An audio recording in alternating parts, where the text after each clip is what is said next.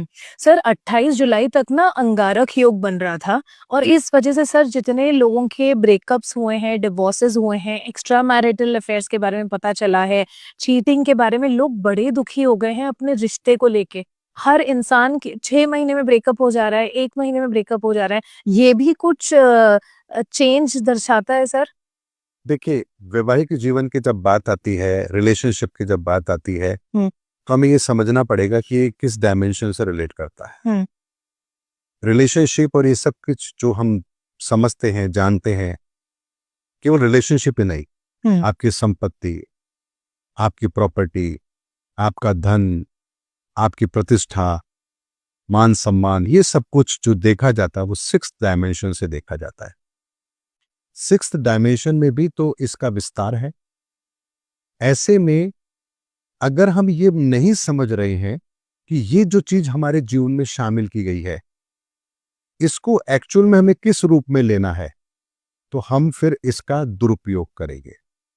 तो शादी आज की तारीख में एक फिजिकल रिलेशन से ज्यादा कोई मायने नहीं रखती है। क्या हम आज की डेट में लड़के या लड़की के गुणों को महत्व देते हैं? ये हमारी कैटेगरी का रिश्ता नहीं है। कितने लगाओगे साहब आप? बच्ची कितनी पढ़ी हुई है? हमारे बेटे के पैकेज और आपकी बेटी के पैकेज कैसे हैं? बेटी हमारा खाना बनाना नहीं जानती है। इस तरह के चीजों को लेकर के आज हम रिश्ते फाइनल करते हैं, जबकि ये एक संस्कार है, पाणी ग्रहण संस्कार है। मैंने कहा ना, 16 संस्कारों में ये भी एक संस्कार है। तो जैसे अंतिम संस्कार, इसके बारे में आप जानते थे कि क्या वो संस्कार है ये? नहीं। ऐसे ही पाणी ग्रहण संस्कार के बारे में कोई जानता है कि आखिर पाणी ग्रहण संस्कार होता क्या है? शादी के दौरान जो कर किया जाता है। आप मुझे बताइए, हम तो मनु और शत्रुपा की संतान है ना? हुँ, मनु शत्रुपा की संतान है। हाँ। इस्लाम में कहा जाता है आदम और हव्वा, हाँ, हाँ। एडम और ईव। एडम एंड ईव, हाँ, हाँ। तो हम उसकी संतान है, तो हम तो भाई बहन है। अगर हम एक की संतान है, उस ईश्वर की संतान है, एक की संतान है, तो हम तो भाई बहन ही तो हैं। हाँ, हाँ। हाँ सर, इसमें गलत क्या? बायोलॉजिकली तो सेट हो बायोलॉजिकली गया। हम सब हाँ। भाई बहन है। तो फिर शादी क्यों कर रहे हैं? क्या ये हम नियमों का उल्लंघन नहीं कर रहे हैं? सर क्योंकि बहुत सारे भगवान हैं ना, सिर्फ एक नहीं है।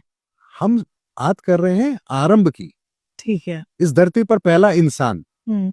ये तो हम हाँ, मानते हैं ना। हाँ, हाँ, एडम और ईव, आदम और हव्वा, मनु और शत्रुपा। हाँ, भाई हम मनु शत्रुपा से पैदा हुए इसलिए हम मनुष्य हैं। वो आदम और ईव आदम और हव्वा से बने इसलिए आदमी है। हाँ। नाम तो हमें वही मिला ना। हुँ। तो हम तो भाई बहन हैं। फिर हम शादी क्यों कर रहे हैं? क्योंकि इस प्रकृति के विज्ञान के अंदर भी, इस संसार को चलाने के लिए भी हमें कुछ नियमों की पालना करनी होती है। ऐसे में यहां सनातन के अंदर नियम है कि जब वंश वृद्धि के लिए इस समाज के अंदर आगे एक नई पीढ़ी तैयार करने के लिए हम जब इस प्रक्रिया को अपनाते हैं, तो वहां दो लोगों की आवश्यकता होती है। हुँ। अब यहां भी दो चीज आती है कि एक सनातनी प्रक्रिया होती है और एक सांसारिक प्रक्रिया होती है। सांसारिक प्रक्रिया के अंदर हम चूंकि उस नियम को तोड़ रहे हैं, भाई बहन वाले नियम को तोड़ रहे हैं, तो हम यह समस्त देवताओं का आवाहन करके उनके सामने वही लड़की, वही स्त्री ये प्रतिज्ञा लेती है, उनका आह्वान करती, देवताओं कहती है कि मैं इनके साथ पाणी ग्रहण करना चाहती हूं। और यहां देवता उन्हें इजाजत देते हैं कि हां, तुम इस पुनित कार्य के लिए, पवित्र कार्य के लिए इस नियम को तोड़ सकती हो। यहां से हमारे जीवन में पाणी ग्रहण संस्कार शामिल होता है। ये फिजिकल रिलेशन के लिए नहीं है कि जी मुझे तो लड़की पसंद है, मैं तो शादी करना चाहता हूं उससे। लड़की सुंदर है तो लड़की सुंदर है मैं, अरे भाई आप कर किसके लिए रहे हैं? फिजिकल रिलेशन के लिए तो शादी कभी भी परमिटेड थी ही नहीं। शादी का मतलब होता है आप इस धरती पर अपने अगली पीढ़ी के लिए आपको जो कार्य करना है उसके लिए भी आप देवताओं से इजाजत लेते हैं। अग्नि के समक्ष आप 7 फेरे लेते हैं।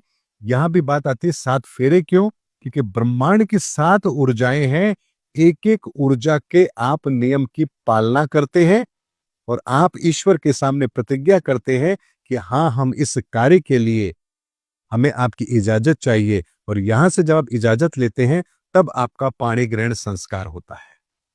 तब यहां उस पाणी ग्रहण संस्कार का भी प्रयोजन केवल और केवल संतान उत्पत्ति के लिए होता है, भोग विलासिता के लिए नहीं होता है।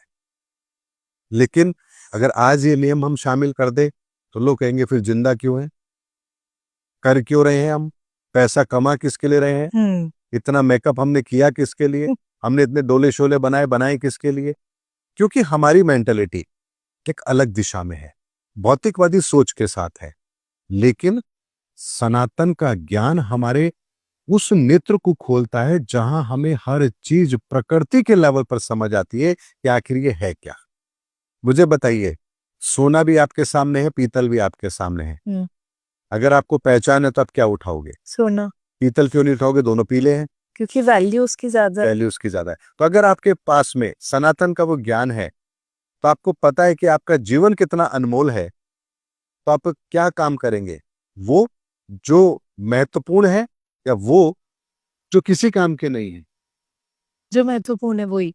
तो इसी के लिए अपने जीवन के महत्वपूर्ण कार्यों को समझने के लिए, अपने जीवन की गति को समझने के लिए ही इस धरती पर सनातन के ज्ञान को रखा गया महापुरुषों के द्वारा, ताकि हम अपने जीवन की गति को बेहतर कर सकें। विडंबना यह है कि आज जिस हम सनातन ज्ञान को मानते हैं, जानते हैं, हम केवल क्रियाओं को सनातन धर्म समझ रहे हैं, जबकि सनातन धर्म तो बहुत महान है।